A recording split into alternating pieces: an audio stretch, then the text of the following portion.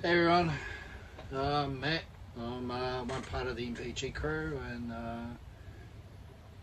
Murray's decided he's going to take a nap and not get involved. So he's one of our two oversized lapdogs who resonate as land seals. It's our first time here, like it will be yours watching us, so welcome and thank you for tuning in. We'll be getting into Devil Monstera shortly, or whether it is already in New Zealand, the real difference between premium and B grade, and where prices are heading for New Zealand release. I'm also sure attempts at using a filter will be a complete success. Those who know me will understand. Reading between the lines, that means the bee plant lover who's sitting inside has already given me a certain look, accompanied by a very specific tone that states, do not do this, and definitely do not say that, and leave that topic alone. Time will tell if I ever listened. Censorship at its finest. YouTube was never part of a plan. It had been discussed, raised, but the whole thing about YouTube, it just made me cringe. That all changed when the dogs decided that it would be a great idea to play a game of gardening by burying a plush toy carrot. I guess they thought they were doing some gardening. And unfortunately, when it grows, so they kept digging it up and burying it again, and the hole got bigger and bigger and bigger. So unfortunately, I found it and had an accident, and now currently I'm requiring surgery in both wrists. I don't do things in halves. So I tried dictation for blogs, and yeah, that didn't quite work either. It seems the dictation apps had issues with my accent, with it being Aussie. Those who want to know what Aussie is, it's a mixture of Kiwi and Australian. But also my colourful language and slang terms from two different countries just confused that dictation device even more. So here we are. But all I can say is this, you poor buggers. We can now enable you through video content. I'll get the disclaimer out of the way because apparently these are necessary and so forth, but I've got my own here. So should the bee plant lover wish though to have those bee plants covered in a vlog, she is more than welcome to create her own vlog. I own no bee plants whatsoever. They are all owned by the bee plant lover. This is why also her bee plants have been safely segregated from the rest of the plants inside the house, and none reside in the cabin. For safety reasons, the bee plants lover's name is not mentioned. Now we'll get on to why you're all possibly watching. Devil Monstera. I dare say these are at the top of the majority of wish lists for this year, and for good reason too. But first, what's the difference between premium and a B grade plant? It's actually quite easy to explain. Various plants are graded for various different reasons. The Devil Monstera have a very good reason. The difference is that premium grade simply have higher variegation in flowers. B grade show less variegation at the same stage. We spent a lot of time researching this, speaking with international growers, retailers, watching growth report updates, and looking over the general consensus. We spent a fair bit of time engaging with some of the international growers, labs and retailers and they are reporting around about 95% grow out of the B grade having strong variegation.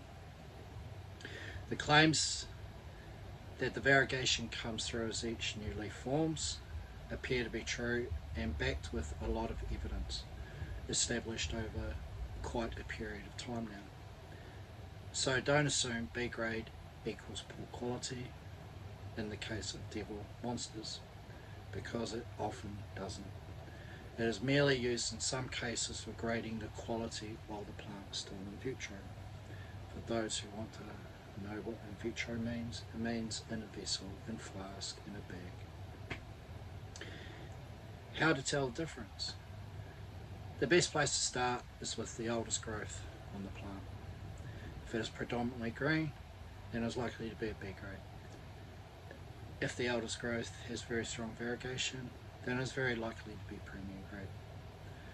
On that note, if the old growth is missing, I'd personally be asking a few questions. It would be easy to remove old growth and mark it as premium and ask for a premium price.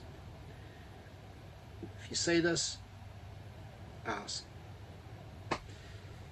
When Devil Monstera first appeared, there were a lot of rumours about high reversion rates which keep prices high, but when looking deeper into it, I'm not convinced this tells the full story. I'll keep this part brief because it's possibly a topic for a separate vlog altogether. What seems to be happening is the larger labs restrict supply early while they build up production for a coordinated worldwide release. That worldwide release is generally for the European or Northern Hemisphere peak season. It makes sense commercially. 2. It limits how competitors can scale up their own production from plantlets they acquire. The perfect example for this is the Monstera Bulsibar release last year. This release method is now widely used for trending wow factor plants that go viral and end up on everyone's wish lists. Are Devil Monstera in New Zealand? Yes, they are. They have been for some time. They have been in more upmarket private collections simply because of the price associated to acquiring them. From what I understand, there have been single node cuttings selling for around about $850 if not more. That's still pretty steep considering the USD price per tissue culture plantlet when these cuttings were first released was just a tad over 150 USD. What I find interesting was this price was one of the first price drops, as these were still round about 250 USD, so there was about 100 USD price drop, and then all of a sudden these cuttings appear on the market. The cuttings being offered have come from a tissue cultured mother plant, and a cutting does not guarantee that variegation will remain strong. That myth does my head in, as it's very misleading if it's not explained in full, but is partially factually correct, but is dependent on the locations and the position of the variegation in the node that will be producing the new growth. If you want to understand more, check out our propagation blogs on the Nelson Plant Guy website to understand this more. If you'd like further explanation, please feel free to flick us a message. Tissue culture Devil Monstera also arrived recently as part of that large tissue culture drop into Auckland. The price was around about 245 NZD per tissue culture plantlet, still in bag. Again, it's pretty up there considering the risk factor that can come with tissue culture plantlets. But in fairness, please note, I do not know whether these plants on offer were indeed premium or B grade. It would be unfair for me to stand on one side of the fence without having that information. Now this brings us to, where do we sort of see the price settling at for a wider release in New Zealand, or how will we be pricing ours? Looking at the various tissue culture wholesale lists in front of me,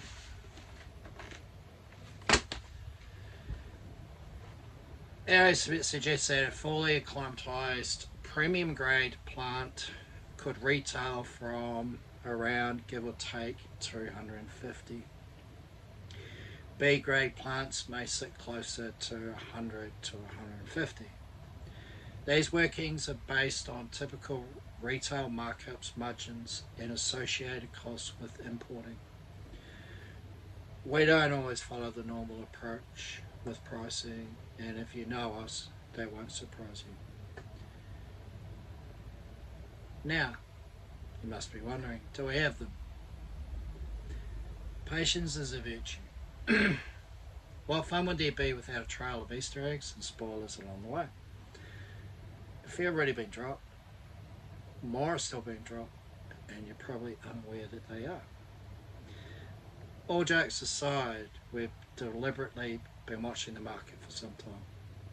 As we expected and predicted in a previous vlog, they would be here and affordable close to spring 2026.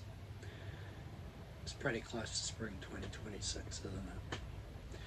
The reason being, prices had already begun to drop, and they have continued to drop considerably in a very short amount of time due to peak season in the northern hemisphere. This is the pattern that repeats every year. We've also been watching closely who has clones certified as coming from the authentic parentage line of the original Devil Monster. Our plans for release. Hypothetically speaking, this is how we would go about releasing Devil Monsters. Because we would want to cater for everyone, we would more than likely bring in a mixture of premium and B grade plants. We would then acclimate them properly and grow them out, ensuring good, strong root development. They would also be repotted into new mix out of the traditional peat perlite mix used for the initial deflowering and acclimatization process. We would ensure that they are ready to thrive, not just survive. In good practice, it would be more sensible to release them when it is warmer, but if they were established well enough, they could be released earlier if required. Any grade of Devil Monstera will be grown out to ensure the variegation is acceptable and the plant quality is up to our standards. Extras would be held back in case one or two decide they don't like being variegated. Maybe they prefer being green. If that was to happen, anyone who purchases one of the naughty ones would receive a replacement. There will, of course, be some fair terms and conditions attached to that offer. Now, we like to reward our support, and those who have supported us through the original Monstera pre-orders would hypothetically get the first opportunity to purchase before a public release. That's just our way of saying thank you. On that note, definitely keep an eye on your inbox. When will they be released? We'd release them when they're ready. That's simple. Follow the trail of Easter eggs for when or if. That reminds me. I once may have told the kids that Easter won't happen next year. I may have made out the dogs got the Easter bunny out of the hole they dug that I tripped them. And that plush toy carrot was the bait. To my credit, they did believe my story that Monty, our big green Monstera, gets fed naughty children. That was effective for a wee while, but I'm glad they have definitely developed a sense of humour, or I'd be one extremely terrible parent. I probably should get back on the topic now, but this is one of those unsupervised moments where it sort of gets a bit dangerous. So no doubt when the bee plant lover sees this video, I'll be in the shit again. Although I did try to earn some brownie points in advance by bringing home a nice big plant on Friday. The subject has sort of been debated already to who actually wanted the plant. But, you know, that was done for the remote possibility of maybe not using a filter. No premeditation whatsoever involved. That said, I may have used up those credits by somehow coming home with a small number of Australian grass trees. Again, her fault for allowing me out without supervision. Funny story to those, but because of censorship, I'm unable to share. Anyway, why have we been so quiet? What have we been up to? Well, we've been working on a lot behind the scenes for a while now. What we're up to is still being finalised, and as much as I want to really share the details of what's going on, we can't right now until everything is confirmed. Our goal has always been to make rare plants more accessible and affordable without sacrificing quality, while also providing a big point of difference. What is currently in the pipeline has the potential to make a real difference to the hobbyists and collectors in New Zealand.